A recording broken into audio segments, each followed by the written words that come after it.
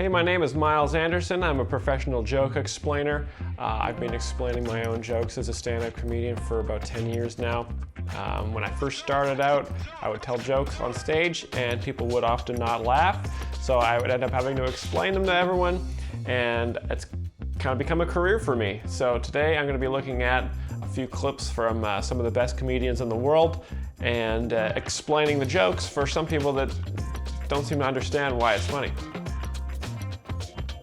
This is Roseanne Barr, and this is her promo for her new Fox comedy special.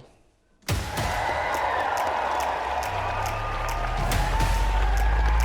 nice hype music. What a privilege it is for you to have me here this evening, ladies and gentlemen. So that's a funny one to open up with your teaser, you know. She's sort of talking about the joke is that everyone there, it's a privilege for them to be there instead of for her to be there. A lot of the time comedians would say, I'm so privileged to be on this stage, but she flips it and says, it's a privilege for you to see me, Roseanne Barr, stand-up comedian from the 1950s. Don't worry, I'm gonna get them all tonight. We can learn to get along, for God's sake.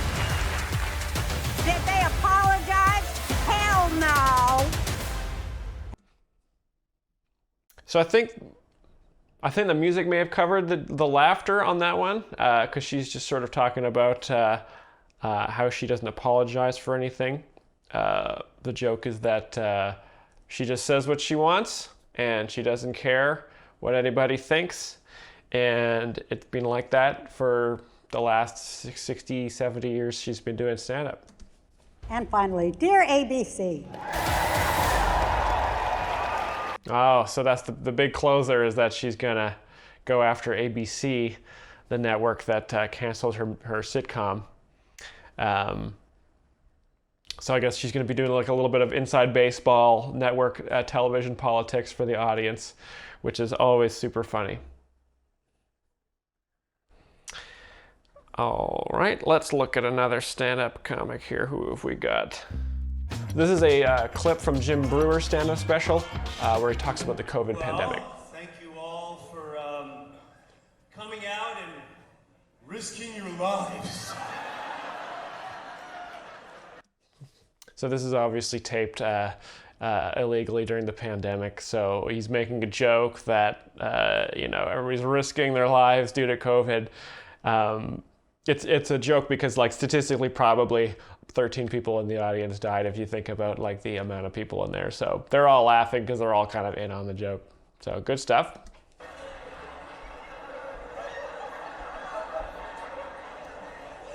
Just sort of lets it. There's still people going, you're not really going out in public indoors, are you? So he's making fun of people who obviously are being cautious. Delta, the Omega, the Charlie Brown. So he's making fun of obviously the variants of the virus. Good stuff here. There was no virus variant named Charlie Brown. So great observation. Stay inside, this is never ending. He's making fun of everybody who's isolating. Good stuff. Holy crow. Poor old people would just stay in the basement. How long am I supposed to stay there? Making fun of obviously the way old people sound. That they sound very different than us when you're younger. So he's just pointing out that old guys sound different than us, and that they were told to stay in the basement.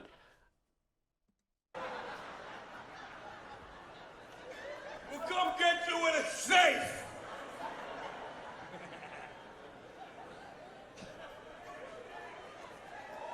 Yeah. Big applause break. I mean, he's doing well. This guy, he's such a master. He didn't really have to say much. He said, old people stay in the basement. We'll get you when it's safe. the crowd is just going nuts. I mean, a lot of the time it's just all the subtext of the humor that you just have to be there to understand why it's so good. Big applause break. They love Jim Breuer. The vaccinators, you were real cocky a couple months ago. You got vaccinated.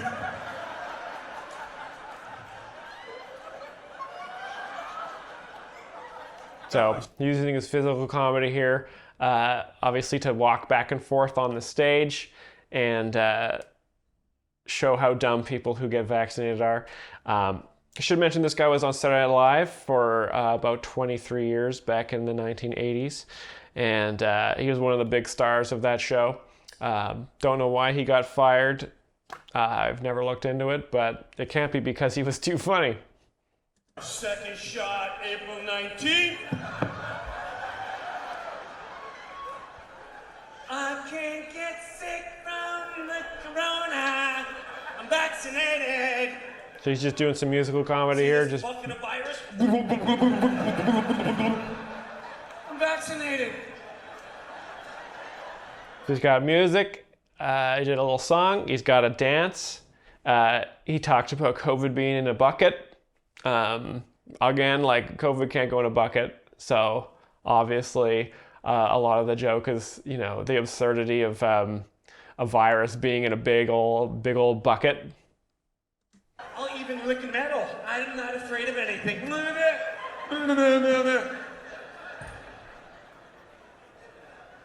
don't have to wear a mask.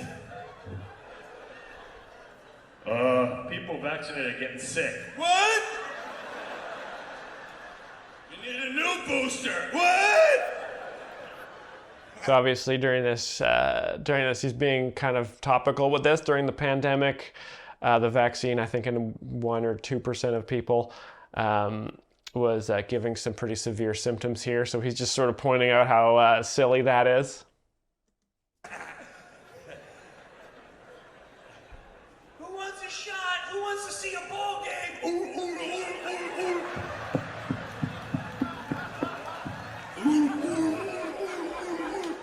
So obviously people aren't seals, so he's just pretending that people that are getting vaccines are seals, which is just so funny because it's just impossible. Wave your flipper. That's for you. Go see the ball game. Who wants to work again? That's for you. Who wants your kids educated? I think he's doing an impression just of the government as a whole here. It's safe. Don't worry. Don't worry.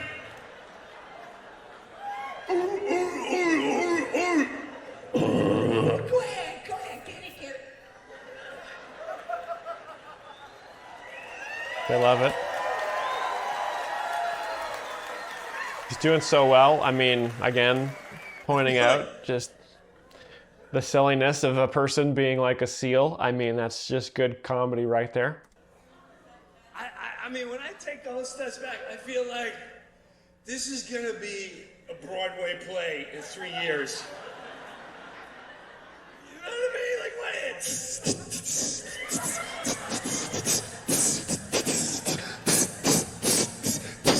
6 foot safe.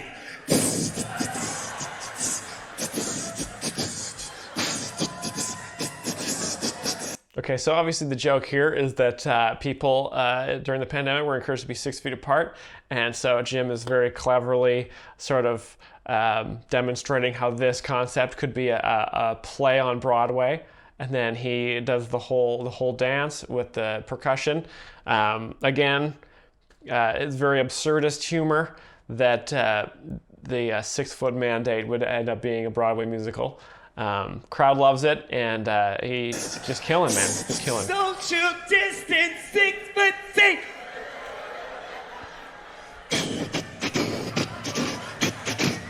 Five-foot danger. 6 foot safe. 5-foot danger.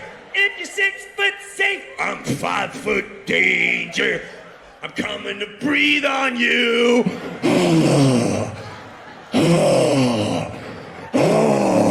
I'm the grandma killer.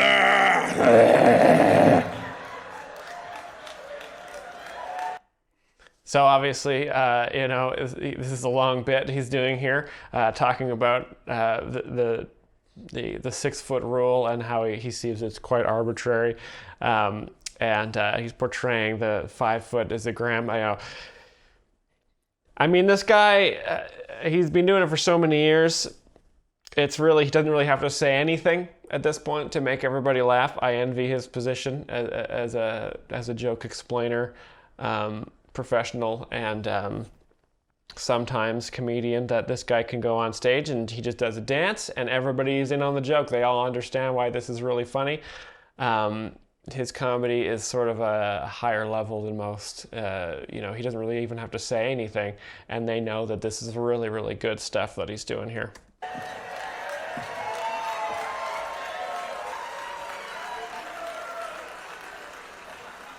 Listen to the rules. Here come the governors. Bump, bump, bump, bump, bump, bump, bump.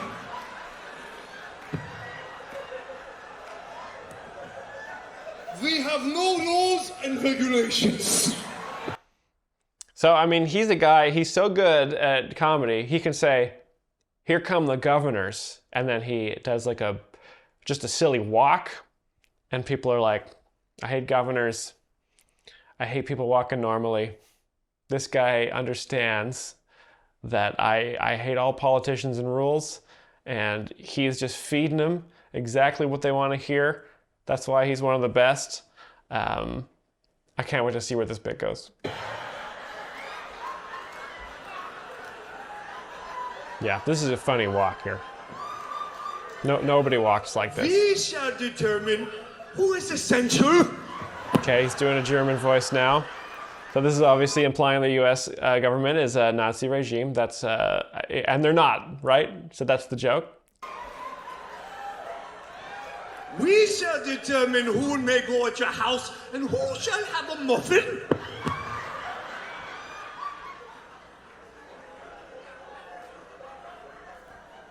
And remember, if you see any children playing arms outside together, report them and their parents. This is for your safety. Okay, so the Nazi German voice thing, that's like part of comedy tradition in America. That's been a joke since Hitler took power in 1933 in Germany. Comedians have been doing that joke for many, many, many decades. So it's really cool to see Jim Breuer, one of the best working today, to just take up the mantle of doing the German Hitler impression and just really sticking it to health officials and nurses.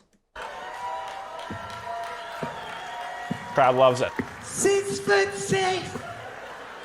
Call back to the Broadway bit that he just did about a couple minutes ago. And then the news cockatoos come out. New animal impression. Watch the news. So there were seals before. So he's established kind of an animal universe within just the first couple minutes of the set. You've got seals are dumb people. Cockatoos are the news. They parrot the news. The government is Nazis. And governors walk very silly. So he's really creating a world for himself and the audience here, which is he's one of the few comedians that can really paint sort of a paranoid delusion like this.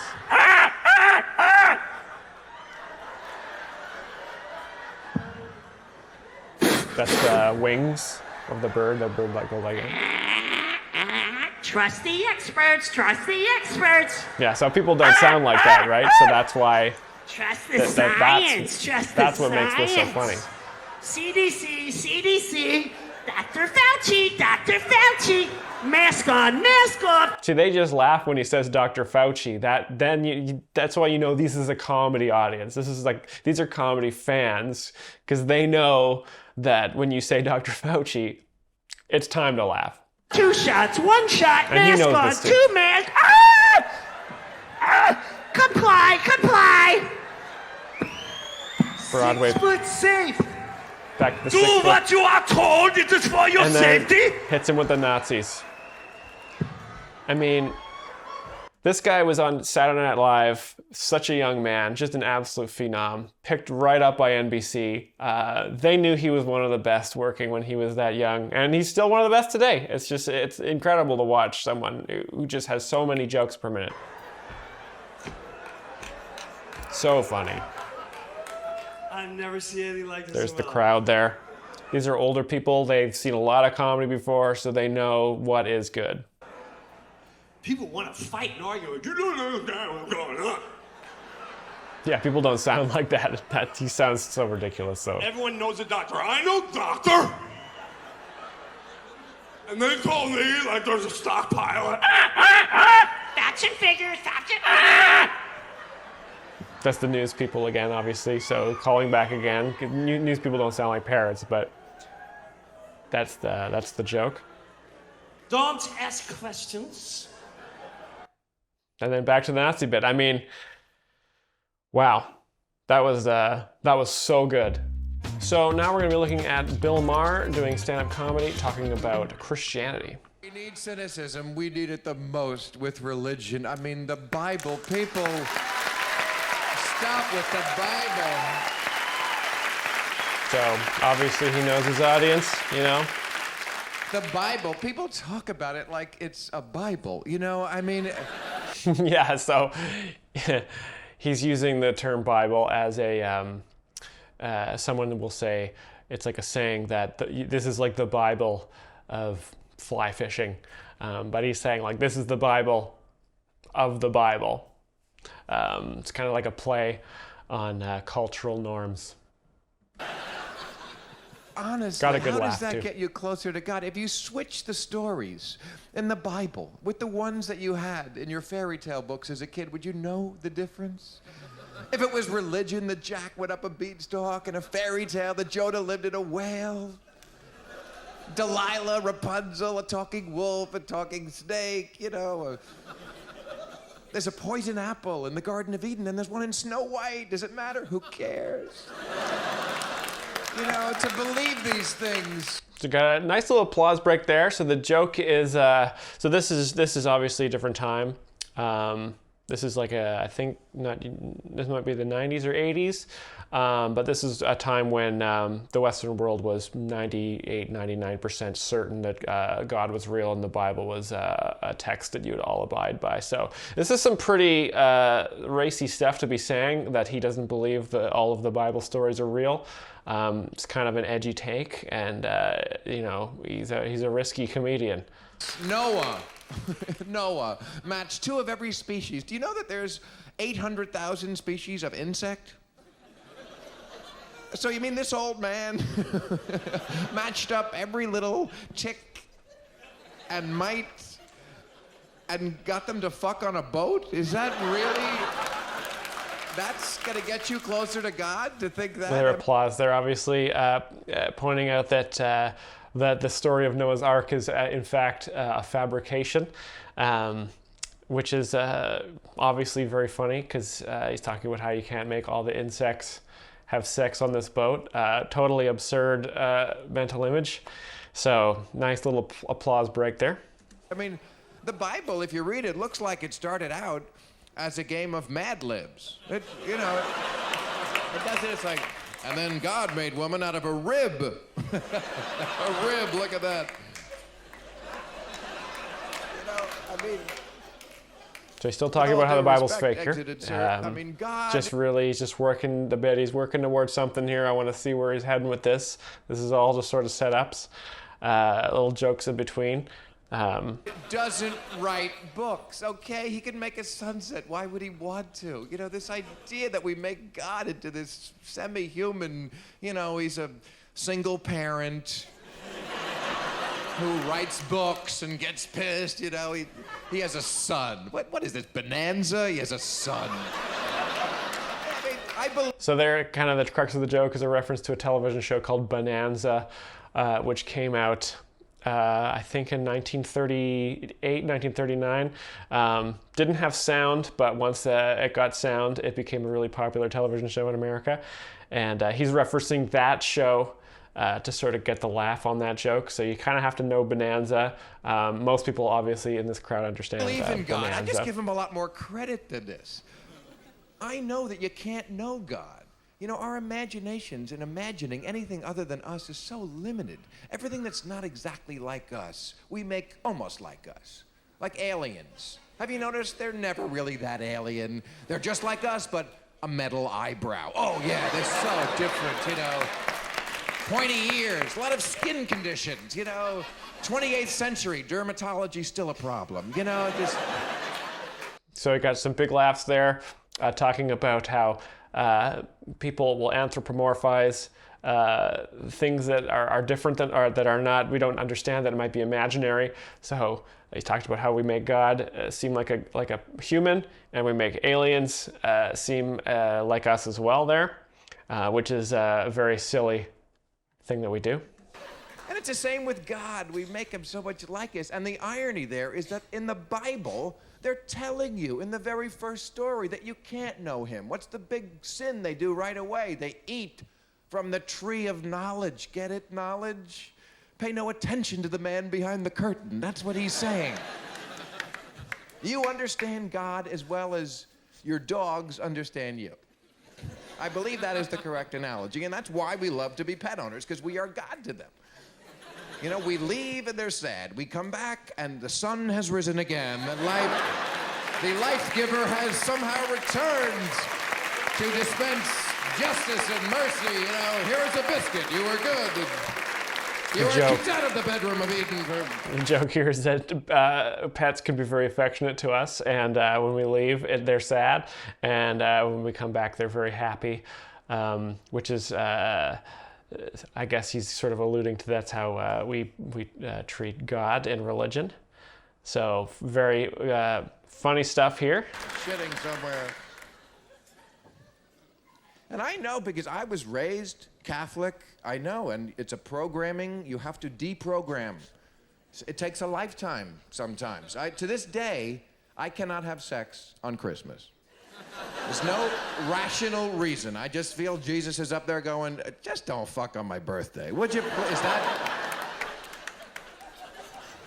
So obviously he's making fun of how Jesus would tell him not to have sex on his birthday, which is, you know, something that is funny to imagine Jesus saying. And Jesus is great. I love Jesus. Is there a better role model? No. It's religion. It's the people who get in between. The bureaucracy, you know? I mean, first of all, you can't talk directly to God. That is bad. You know, you gotta go into a priest, and then he tells Jesus, and Mary got in there. It's like the DMV, you know? It's... Yeah. So in America, the DMV is a very inconvenient place, and so he's just sort of pointing out that the middleman and the sort of middle management bureaucracy in religion can sometimes be like the DMV. So it's like a long, it can be an annoying process. And it's how people abuse Jesus. Was there ever a greater victim of name dropping than Jesus Christ? Just what goes on at the Grammys must make him cry tears of blood. I mean, musicians, the most inarticulate egomaniacs who make models and athletes look like Salman Rushdie, thanking Jesus. That's not about Jesus, of course. It's about them. Jesus had a part in making them so brilliant and talented. And then they thank their agent and their manager, because they did too. You know, when they wear that crucifix as jewelry, the huge platinum and gold and diamonds, I'm sure that's what Jesus had in mind when he was, I hope my death will allow rappers to signal to chicks that they're rich so they can get laid more. Just big applause break for just pointing out the hypocrisy of some people who claim to follow the teachings of Jesus Christ, but in fact they will wear jewelry and things that wealthy people would adorn themselves with, which is against, not what Jesus would have taught. So that's the joke there. Crowd loves it. Very good stuff. And yes, athletes, let me tell you, Jesus doesn't care who wins the game. So stop thanking him, okay? I never heard anybody blame Jesus when they lose. Fucking Jesus, I tell you, I had the ball right there. I had it in the numbers, and I that Jesus. She's just pointing out the truth there. I mean, athletes never thank Jesus if they lose, right? So, great observation. The other team outprayed us at halftime. That's what happened. You gotta pray harder than the other guy in this league. But that stuff is just obnoxious. Religion is also dangerous. In Kansas, you probably heard last year, the Board of Education stopped teaching evolution. Apparently the jury is still out for them on evolution. Actually, it came in 1925 in the Scopes trial, but okay. They thought the money would be better spent warding off the Blair Witch and posting the 10 Commandments in the school as a plan to... So that's a reference to the Blair Witch Project movie, which came out, I think, in the late 70s in the United States. And the audience obviously is in on this joke. This is stand-up from a while ago, so it makes sense that he'd make a reference like that. It's very funny at the time. So if you want to understand the stand-up, you have to go watch Bonanza and go watch the Blair Witch Project, and then you watch this clip. It's like totally different. To protect their children, which would be good for 12th century Turkey. After this, we're going to fire the meat inspectors and protect against the E. coli virus by saying grace. Yeah, so obviously religion isn't going to help against viruses. So that's the joke there. Pat Buchanan, running for president, proudly says he does not believe in evolution, and he's not too sure about gravity. I'm not sure if he said that. I think Bill's just making that up for comedic effect, which is obviously very responding well with the crowd. There might be a plot by Jews to get people to drop spare change. So he's... Well, small anti-Semitic joke there. Obviously, this is from a different era, back when most anti-Semitic comedy was super big, but still works here in the clip. Funny stuff, Bill. He's also allowed to say that because I believe he is a half Jewish person himself as well. So the joke is that Jewish people, of course, want money at any cost here. So it's a different time back then. Funny at the time.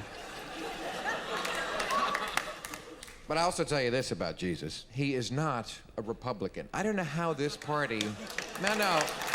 Big applause break here. Yeah. Oh, yeah, you can feel it coming. Yeah.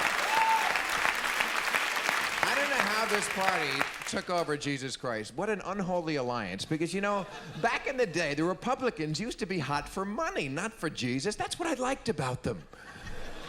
Jesus would not be a Republican. He needs a shave and a haircut, and he hangs out with the poor, he's compassionate, he's got a hooker friend. He's Ted Kennedy, this guy. So Edward Kennedy was a member of obviously the Kennedy political family in the United States, brother of John F. Kennedy and Robert Kennedy. And he had a scandal where he drove off a bridge and went into the water, and the woman in the car with him drowned. So the reason why this joke is funny is because he talked about Ted Kennedy there. God the Father, there's a Republican. the I'll drown your ass if you fuck up guy, that's a Republican. But yeah, so the crowd here hates Republicans, so that is also why a lot of these jokes are working. Good stuff. 8 minutes of Bill Maher doing stand-up there. I hope I was able to explain some of these jokes to you guys. There's a lot of people in the comments that say that this isn't funny, and I hope that this cleared up why this is funny for you all. I hope you check back in next time.